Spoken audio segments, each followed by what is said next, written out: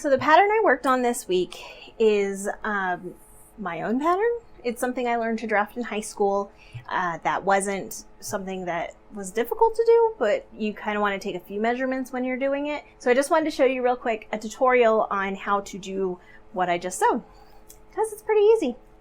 All right, this is my daughter, the one who doesn't like to be on camera. She's here against her will. Turn towards me. So you want to measure between the two armpits because you don't want to get too narrow of a cut. So we've got 10 inches here. And then you want to measure how far down from the shoulder you want it to be. So 4 inches. And then you want to measure shoulder to shoulder. No, just 10 inches. And then we are going to measure all the way around. So it's going to come to right about here. Just lift your arms. And yes, I'm doing it over her shirt, but if you're measuring on yourself, you might want to do it under your clothes or just underneath your bra line. So we're at 25.5. The last measurement you want to do is from the point where you want it on the how high you want it to come. So ours was 4 inches down. We want to measure from here. Lift your arm up. Here, let me do this on the other side so you guys can see. No, you turn back around towards me and lift the other. Face me, lift your right arm. There you go. All right, so you're going to follow like the curve to the back, to where the spine is, where most people it's halfway in the middle of your back. Okay, so that was 12.5 inches. And now I will let the child go. She is free. Thank you. So if you're doing this by yourself, you can probably do it. It's recommended you get somebody else that can help you. But if you need to, just kind of take it around here, hold it in a couple of places, and measure around. Because that's the hardest one to get when you're doing it. For the rest of this, when I cut this out, I'm going to add, I usually like a 1/4 inch seam allowance when I'm doing stuff. So you'll just want to add that in.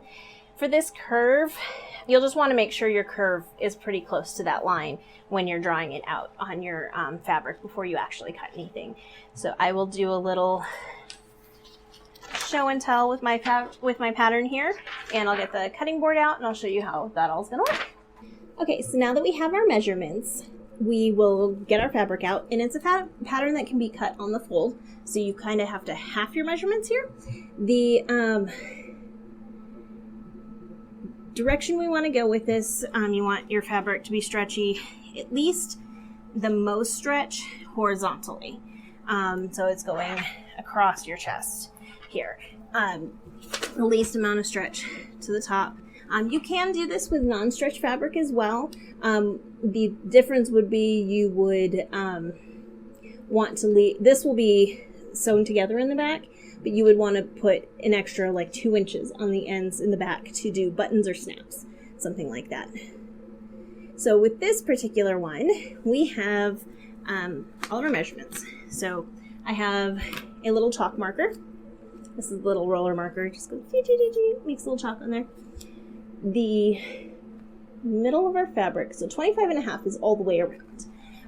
Because it's a stretchy fabric, we want to do slightly less than that so it stays in place. So you'd want to do right around 90% of your measurements for the distance all the way around. Half of 25.5 is 12 3/4.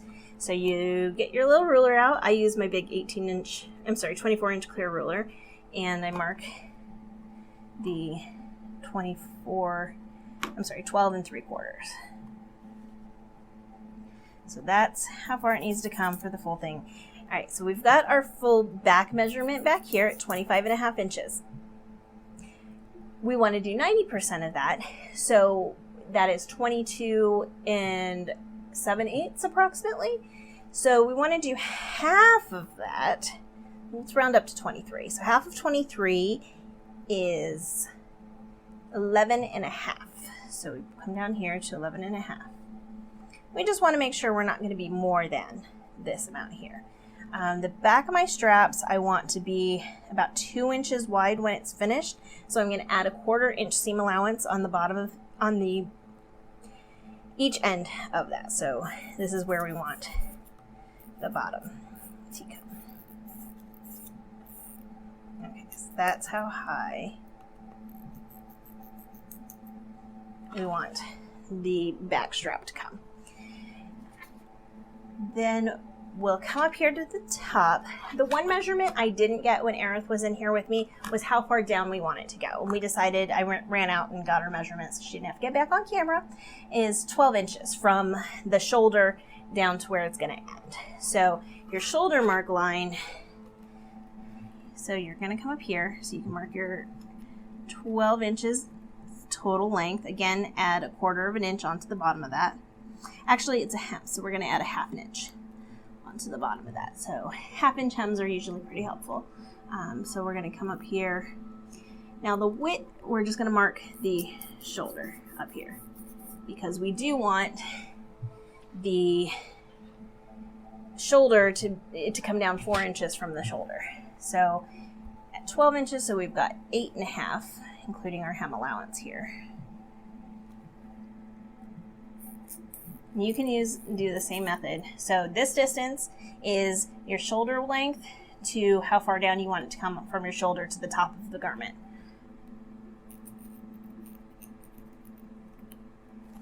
Okay, so there we have our, this is where we're gonna mark it.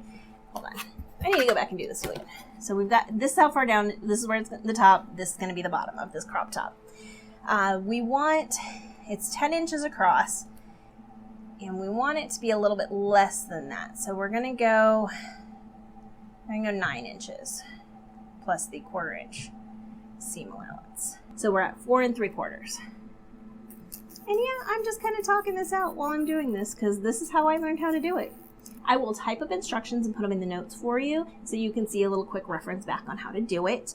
And then in the comments, please let me know if you have any questions at all or if you need calculations or anything like that.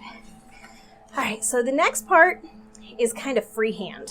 And I'm not always the best at freehand, but we'll just kind of, play it by ear here. So you do know you want it to come down just a little bit because you want it to cover all the good parts. And then as you come down, you see your end piece here. You can go kind of start braiding up. Because this is your armpit, your side's going to be just a little bit further over from that. So you want to make sure it wraps around correctly so you're not falling out of the sides of your shirt. Now you will notice that I have these side pieces here. This is going to wrap around and I'm going to sew these two sides together once I get this all cut out. I'm going to curve this just a tiny bit more. Now that I'm looking at it. But do what's in your comfort zone for angle to do. If you want it to come up higher, you can have it come up higher. So if you want this to be taller and have this a more shallow thing, you're more than welcome to. This is just the angle I'm going with this week. The next thing you want to do is do the measurements for your neck.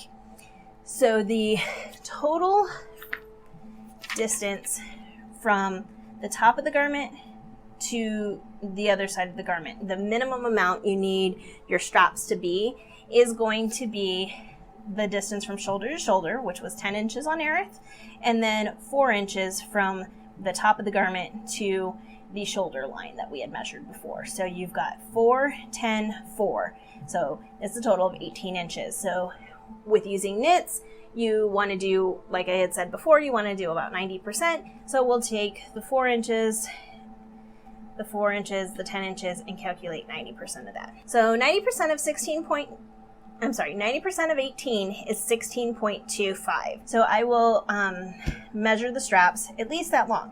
Now, you can do that so that it's a complete wraparound neck. Or if you double that length and cut, if you take the length, so the 16.25, and double that, you can make individual neck straps so that they tie at the back. That's actually what Aerith wants. So that's what we're going to do here. So we have this part of our fabric there. Then we can do, we're at 16.25. So we'll go ahead and come up here. I have to come a little bit further down because my fabric scraps there. Okay. So 16.25. And then I'll add. So measure that. And let's see, it's got 3 inches above the line for my shirt. So I will come down here. That will end us up with about a 1 1/4 inch strap when we are all said and done here. So to calculate the width of your strap, you are going to fold your strap in half.